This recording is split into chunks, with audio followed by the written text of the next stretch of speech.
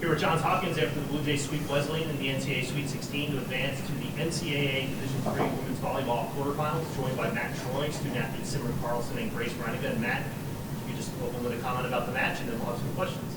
Yeah, I'm extremely proud of them. I mean, coming from three different style of teams that we had to play throughout the weekend, and being able to come through all three, I think is a testament to them and their ability to adjust and play hard. And Wesleyan, I mean, they gave us a battle. Like, you knew they were not going to just lay over. They were going to go after you, and they were going to continue to battle. And I thought our players responded very well with the consistent energy throughout three sets, and so very proud of that. So that first set, you got off to a quick start, but then they reeled you in and actually took the lead. What's your message to the team there? Because it is a game of runs, it's a game of emotion, and that's an ebb and flow of a match can be like that. But what are you telling them? Because the first set is just so important, and you obviously want to make sure you have control of it like you did early, and you're able to finish it off. Yeah, I'm gonna actually defer that one a little bit and kind of see what they get from me a little on their perspective. How about you? In those moments, in those kind of moments, like what we're preaching to you all. Sure. I think just one understanding that it is supposed to be hard.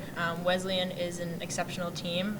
The reason they got so far is because they've been playing extremely well. So really just settling into a calm confidence, which is what we preach in our gym.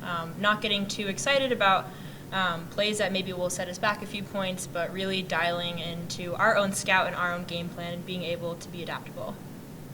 Yeah, I couldn't have said it that well.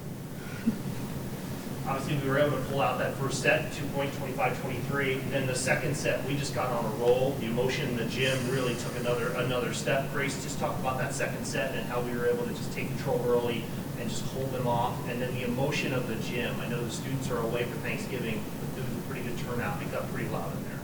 Yeah, I definitely think that football coming out really helped us. It was exciting to have people cheering us on, and I think that definitely helped carry over to the team huddle as well. Simi obviously noted the calm confidence, but we're calm when we are in the rally, and then at the end of the rally, we like to get really excited and really hype and support our teammates. So I think that helped kind of push us to accelerate throughout the set. Matt, you said Wesleyan is not going to go away. They didn't only lose one match this year by mistake.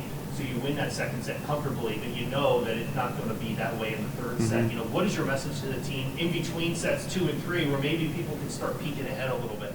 Yeah, if I recall correctly, I think the message was we just have to continue with the same mentality we had in the first set and the second set, like each point, and realize it's going to be a close set, and we're going to have to, go out and earn it. Like nothing's going to be given to us. And, and I think they were also motivating each other in a very similar fashion, throughout the entire match. And so, just it's fun when everybody's on the same page, whether it's playing-wise, energy-wise, scout-wise, and it's cool to see it all come together. Yeah, I mean, Simi, yesterday you were saying that, a great thing is being able to come out here and play with, some of your best friends, and Grace, you just mentioned that, you really like to celebrate kind of after the point, but just what kind of makes this group so special? It seems so close, having so much fun out there on the court, especially in that second set, but just really overall, just what kind of makes this group so special? What doesn't make them so special? Genuinely, I think our ability to gel throughout the entire season has been really imperative for us. Being able to play through thick and thin, all kinds of teams, in conference, out of conference, we're flying, we're on the road, we're not. That has been imperative for us, but also just the ability for these teammates to hold two different sides of themselves and really flip it on during a match. It's my favorite thing to see a face, after a big kill, just get up there and take it with the aggression, and seeing that maybe you don't get it off the court sometimes. So just the ability for everyone to dial in their own way and complement each other is really important for us.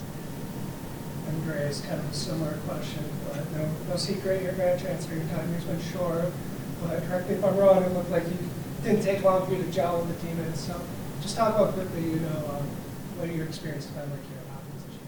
Yeah, it's been super fun. I've loved the team, and they've accepted me very easily. And I think, touching on what Simi said, we also just love to hang out outside of the team dynamic outside of the gym. We love doing team dinners and just game nights and stuff like that, so that we can spend time with each other, not always in this competitive super high intensity situations. So I think just being genuine friends outside of the court helps translate into the game. So going back to a place you've been before, Yeah. not just the NCAA quarterfinals, but you went to Claremont earlier this year. How will that experience, having been in that gym, having played that level of competition a couple months ago at the beginning of the season, how will that help you moving forward in this for any of the three of you? Want me to go first? Sure. Well, I mean, I think it's invaluable. I mean, for us to be able to go out there, figure out, okay, like, how can we work the time zone? How can we keep everybody fresh each day? I don't think we're going to be able to go on East Coast time for, as long as we might be out there this time, depending on how it goes. But I think overall, just having that travel piece, knowing where to go eat. I mean, that's almost like for the coaching staff, like knowing where to go eat is like half the battle. So having that piece and then being in that gym and being able to be successful in that gym, from what I understand, against another Elite Eight team that advanced today. So I think we can go in with a lot of confidence, a lot of comfortability, but still with that, desire to push forward. Yeah, completely agree. Also, just something to touch upon is that a large part of our team is from California, so having people's families in the gym. I know I'm super lucky. My parents are my biggest fans, but having everyone feel that love and support, I'm really excited for them as well. So it's great that we get to go back out there. Grace, any thoughts on just heading back to where you kind of started your Hopkins career? Yeah. I'm super excited. Those were some really fun games that we played, so I'm excited to just bring that energy back into, 2 weekends from now. But also my sister's out in California, so she'll be able to come see me, and I think that'll be a fun weekend. Like Simi said, just being with family, being with people that love us, and ready to play some high-level volleyball. Okay, well, congratulations, Thank you. regional champions. Thank you.